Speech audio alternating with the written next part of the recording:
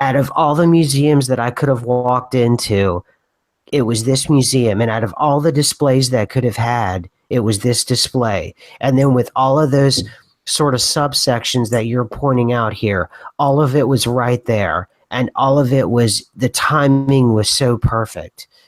And to me, it actually brought me to this point of thinking that this thing is conscious.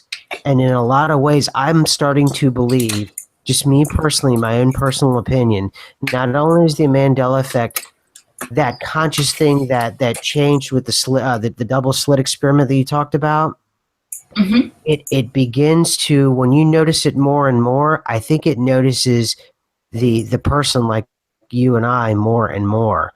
And then it almost is a trickster. It's almost like a troll or something, to where it will throw in exactly things like this. You know, I'm almost speechless. You know.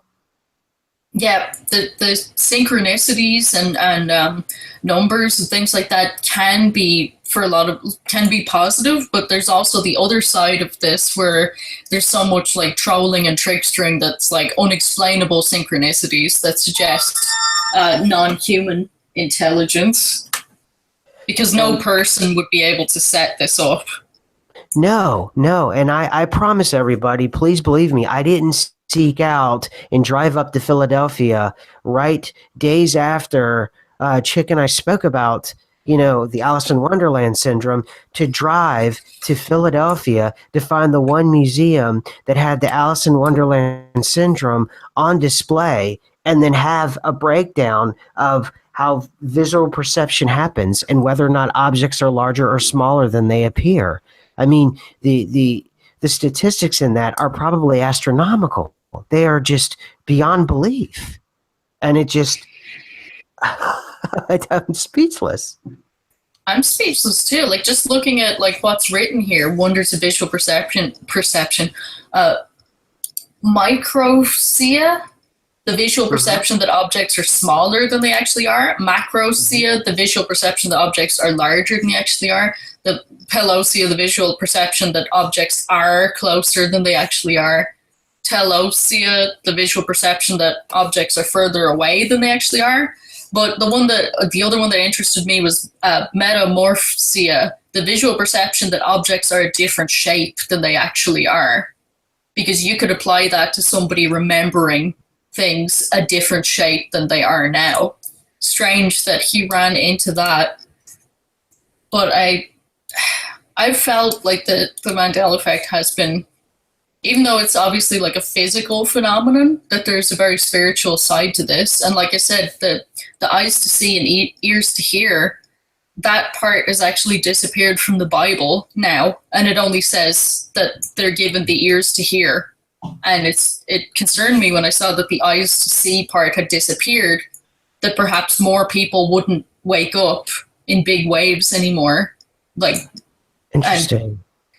And to me, it was extremely abrupt and like another like smack in the face kind of thing to see that particular change. And when did you notice that? I noticed that a couple of months ago, that suddenly I couldn't find the eyes to see and the ears to hear anywhere in the Bible, and it was in the Bible twice, like in two different parts, and now it's just the ears to hear. Interesting. And see, it's things like that where, if and it's disturbing enough by itself, but when you start putting all these things together, it starts to make sense in a very direct way. And it's almost, you don't have to read a lot into it, because with a lot of other things that are, I don't even want to put us in that category, because this is real in sort of the, alternative sort of realm, in terms of, the way we do research and all these, conspiracy. I didn't want to use the C word, but, conspiracy, the conspiracy world and everything, which unfortunately I think we tend towards, a lot of things you have to read into, a lot of things you have to take about 2 or 3 leaps in order for it to make sense. Things like what you're communicating here, these are direct messages that you don't have to read a lot into. Do you know what I mean? Yeah. like I think that a lot of it is very plainly presented to us, and I think that yes, it is like obviously like I was just saying there, a physical phenomenon, but with a very spiritual side to it. And it's some people awaken and can see and are blessed to be allowed to see, and other people aren't there yet, or they don't want to be there yet, or it's just not for them. And we don't understand why, because some people are so spiritual and so kind and so everything, and they can't see. Absolutely. Absolutely. And I think, I think you and I are both on the same page that we are now dealing with a conscious, non-human entity. I feel that way. What about you? What are your feelings?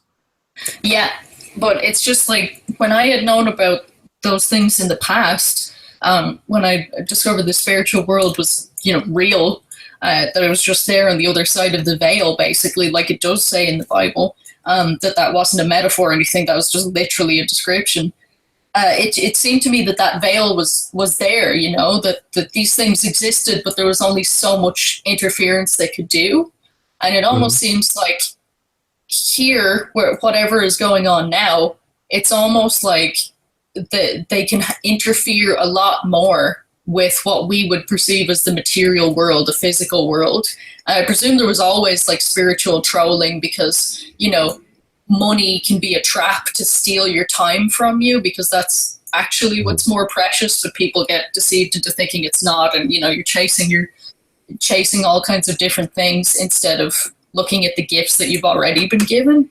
But it seems to be more than that now. It's like we were laughing about between ourselves, is like it's so bad sometimes it seems to be like satanic Seinfeld, like really bad humor and lots of trolling and lots of Right, right, and it's almost whatever it is, it's powerful enough to where it's starting to customize itself to right down to the individual affected person, like myself and you.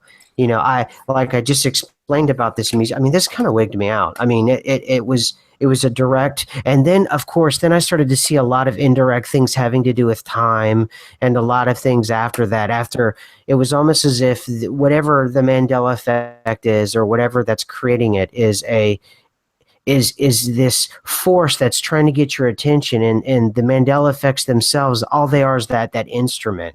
But after it gets your attention, it's very easy to get and keep your attention now. And now I'm seeing things all over the place. And I'm fully aware that this sounds like crazy pants. I'm fully aware of that, and it's just, that's the thing about the trolling about you. If you were to walk up to someone and go, out of all the museums I could have gone to, and there's Alice in Wonderland, and I'm seeing repeating numbers, and there's ringing in my ears, and by the way, I'm Napoleon, I'm fully aware that I sound like Crazy Town. I know that. Yeah, and that's a big part of it, is like the best way to keep something this big secret is that anybody that actually is given leave to see it just looks bonkers to everyone that isn't yet allowed to see it.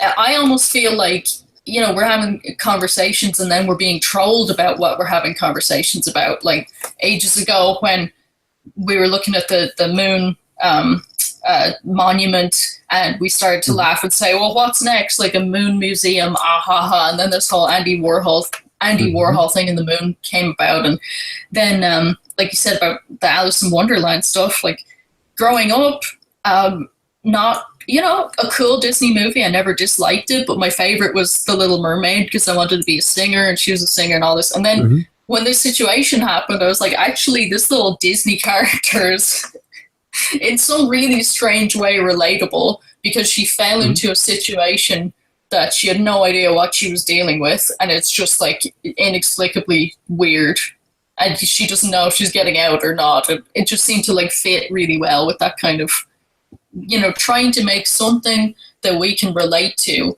because we're now a very fringe, strange part of the population, and there's a lot of things that we can't relate to now, or we're not really bothered to relate to because it might not even be the same, a week from now. So it's hard you have to connect differently to things when you're facing that kind of situation.